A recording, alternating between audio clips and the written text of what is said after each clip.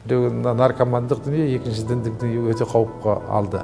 Ол қауіп болатыны біздің басқа емес, жас буын әлі ақыл ойы жетіліп толмаған, таразы, сүмбіле дейтін қазақтың өзінің жұлдыз аттары бар ғой енді. Сүмбіле туса су салқын, таразы туса таң салқын.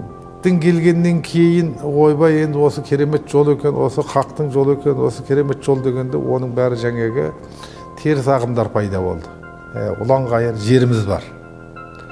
Осы соғыстың бәрі жердің әңгімесі.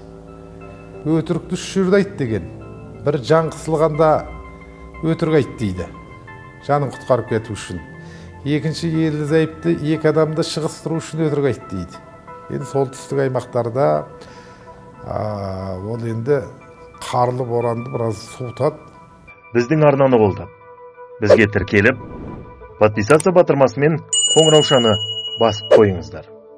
Біз сіздер үшін тырысамыз.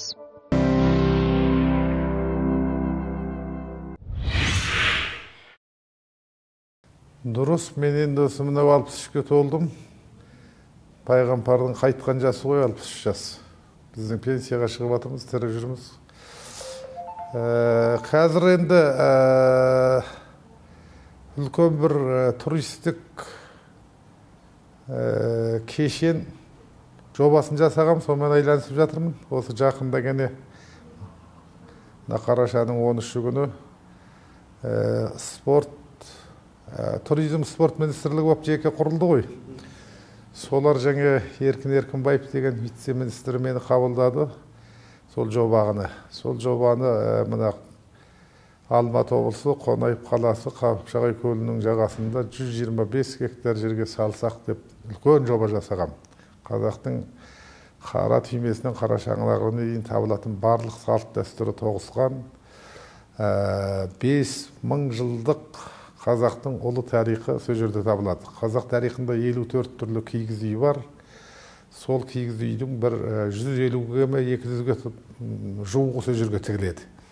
Ол жаңағы ауылбайский анандай жазда тігіп, қыста сөгіп тастайтын емес. Ол магнумдар сияқты 24 сағат жұмыс істейді.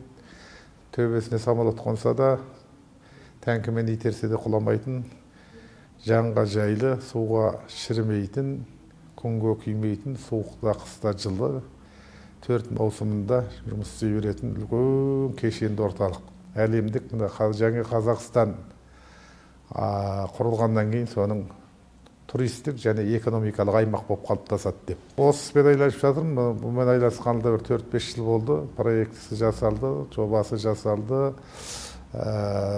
бизнес планы жасалды. Президентке дүркін хат жаздық. Президент аппаратында хабар бар. Президент аппаратының тапсырмасымен туризм спорт министрлігіне тапсырылды. Енді қазір шетелден қаржысын инвестор қарап жатырмыз. Инвесторлер де табылып тұр. Бұйырса осы 24-тің ішінде бастаймыз ғой деген ой бар.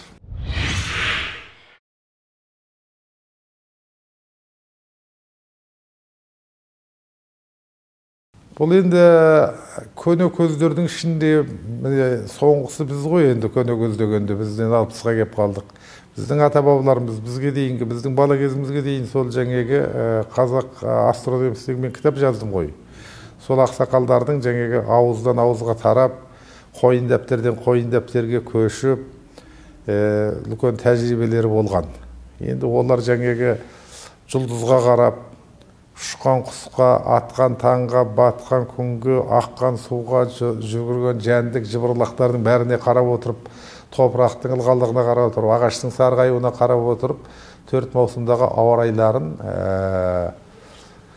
белгілеп отырған. Сосын кейін мынау 24 амал, 13-9, 7 белгі, 2 теңелу, 2 тоқырау. Күнен тоқырайды ғой, сайдың 20 нешесінде дейін тоқырап, тоқтайды.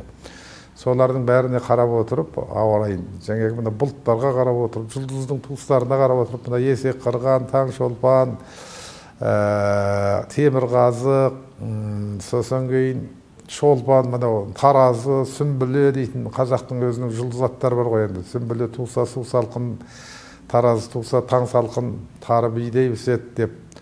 сүмбілеті бар сүмпиіп, жылқы семерер құнтиып деп. Сосын кейін мына өсімдіктердің ойдың көк оты, қырдың қара оты деп отырып, сосын кейін көктеу, қыстау, жайлау, күзеу дейтін жаңағы шөптердің, өсімдіктердің сыңайына қарап отырып та орайын, құстардың қайтуына қарап, арқарлардың, аңдардың ауына қарап, арқа жайлы болса арқа рауып несі бар деген сияқты, соның бәрін жаңағы жақсы білген. Онан кейін олардың айтқаны айнымай келіп отырған, олар жаңа күнбе күндік, айма айлық, жылма жылдық ауа райларын алдын ала болатын апаттарды, мисал жер сілкінетін, қар жауатын, қапсағай сел болатын, топан су болатын, тіпті ауру болатын жағдайларды да жақсы біліп отырған. Соны алдын ала халыққа ұқтырып, о кезде мұнда электрондық хабар жүйесі, интернеттік жүйе болмағандықтан, сол хабаршылар жаңағы есепшілерге бағынған. Сол арқылы апаттардан сақтанып отырған. Енді қазір ауа райы орталықтары бар, технологиялар бар. Бұл енді біз бір мемлекетте ғана өмір сүріп отырғанымыз жоқ, әлемдік деңгейде өмір сүріп отырмыз ғой. Өйткені информация ғасыры күнбе күндік. Енді соған сүйеніп отыр. Бірақ қазір халық ішінде бұндай адамдар бар жаңағы. Мисал, аспандағы жұлдызға, айға, айғұлақтан саяғыңды, күнғұлақтан күрегіңді сайла деп, табиғаттың өз ауа райына бағып отырады. Мисал үшін биылда жаңағы мына ағаштардың жапырағы жай сарғайды. Сосын кейін ол енді әлі түсе қойған жоқ. Кейде көктей түсіп кетеді, кейде ерте түсіп кетеді. Сол көктеп тұрған ағаштардың жапырағына қарап та қыс қатты болатынын, жайлы болатынын біліп отырған. Жастарымыздың ішінде екі нәрсе өте қауіпті, мен айтатын. Біреуі наркомандық дүние, екінші діндік дүние өте қауіпке алды. Ол қауіп болатыны біздің басқа емес, жас буын әлі ақыл ойы жетіліп толмаған, бастауыш мектеп, орта мектеп, университеттегі білімі кемелдене қоймаған жастарымыздың осыған баруы көбейді. Бұл дұрыс нәрсе емес. Сен қай қазанда қайнасаң, сол қазанның тамағы боласың. Қазір ұшқары діндер, догма, өзі білмейді, нені білмейді. Содан кейін осыған ауып кетіп жатыр. Ол психологиялық жақтан, білім жақтан бәрінен ауытқып жатыр. Бір нәрсені айтып олайын, бұл ғылым ғасыры. Мынау ғылым ғасыры. Мысалы Еуропа, дүниедегі барлық нәрсе қазір ғылымға тоқтап отыр. Экономикалық құн жарату керек. Ғылымдық дүние болғандықтан сенің мініп жүрген көлігіңде, ұстап отырған қолындағы айпан, телефоның да барлық нәрсе технологияға саяды. Біз өндіргіш күшті дамытуымыз керек. Біз жастарды бүтіндей ғылымдық жолға баулуымыз керек. Дамыған елдердің технологиясын әкеп өндіргіш күшті өндіргенде ғана біз адаспайтын тура жолдағы және иманды, және ғұрыпты, және қазақ мемлекетінің азаматы бола аламыз. Сондықтан біз ешқашан ғылым үйренбей, өндіргіш күшті дамытпай, азаматтығымыздың кемелдігі, мемлекетіміздің қауіпсіздігі, өзіміздің өміріміздің бақыты орнына келмейді.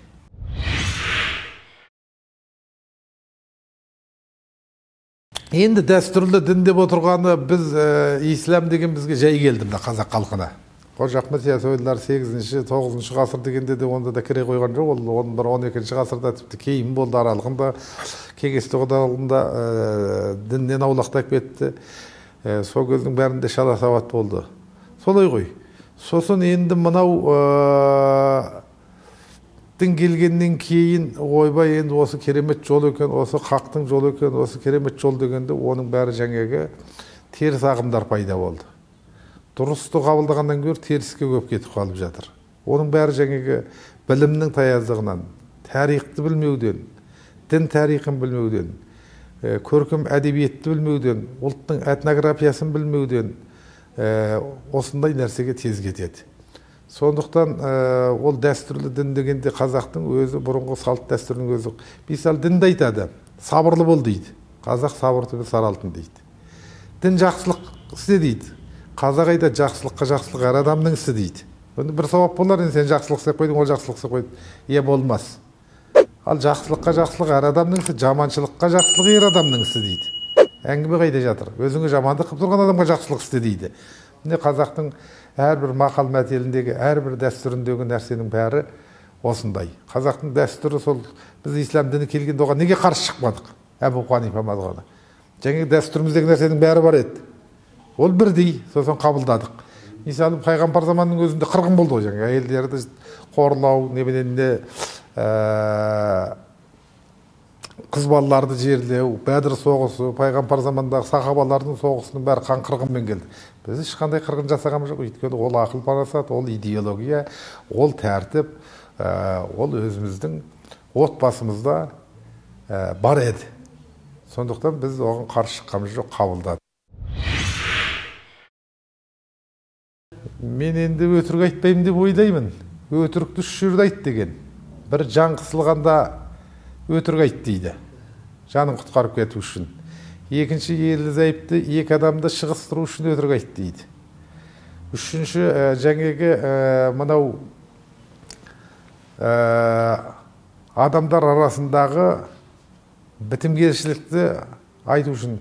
Мысалы, бір шындыққа екі өтірікті қоссаң, томпиып тұрады, екі шындыққа бір өтірікті қоссаң, жымпиып тұрады дейді. Кейде шындыққа сенбейсе, өтірікке сенетін жағдайда оны пайдалануға болады.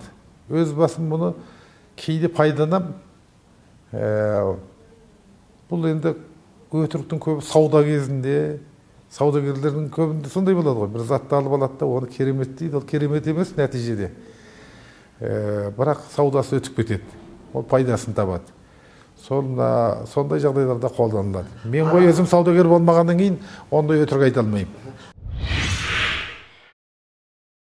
Ар алдында енді өз азаматтығым алдында, некем алдында, Құдай алдында адалмын деп ойлаймын. Мен енді өзім ғылыммен айланысқандықтан менде үлкен өзімді ондай саудаға салатындай, айырбастайтындай нәрселер болмады. Бірақ шығармаларымды сатамын, айтамын. Бұл кітап саған пайдалы, 5000-ға сатсам 5 миллион теңгелік пайдасы бар деп. Ұлт мәселесін үндемей қалған кезім жоқ. Керекті кезде, нақты кезде, жүйесі келген кезде, тәртібі келген кезде, айтуға тиісті болған жағдайда, өздерің сияқты тілшілер сұраған кездерде оның бәріне жауап берем. 30 жылда мен ғұмырымды ұрлатып алдым деп ойламаймын. Өз жеке қараққан басым үшін. Себебі мен 30 жыл бойында бір күн, бір түнді толық ұйықтаған адам емеспін. Себебі осы қазақтың этнографиялық еңбегін жаздым. 30 кітап жаздым. 30 жылда, бір жылына бір кітап. Қазір соның 10 томын ағылшын, орыс, қазақ тілінде Астанада басып жатыр.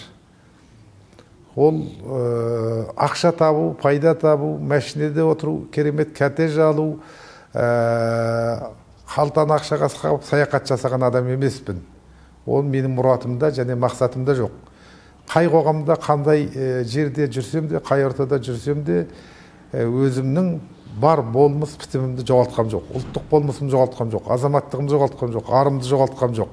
Тек қазақ халқына, ұлтыма пайдалы нәрселерді жинадым, және оны реттеп, зерттеп, тәптештеп, дәмдеп, халқыма ұсына алдым.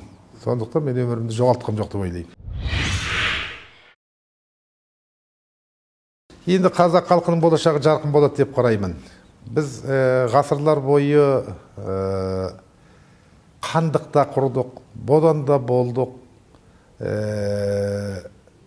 Осы егемендік, осы мемлекет, қазақ мемлекеті оңаймен қолға келген жоқ.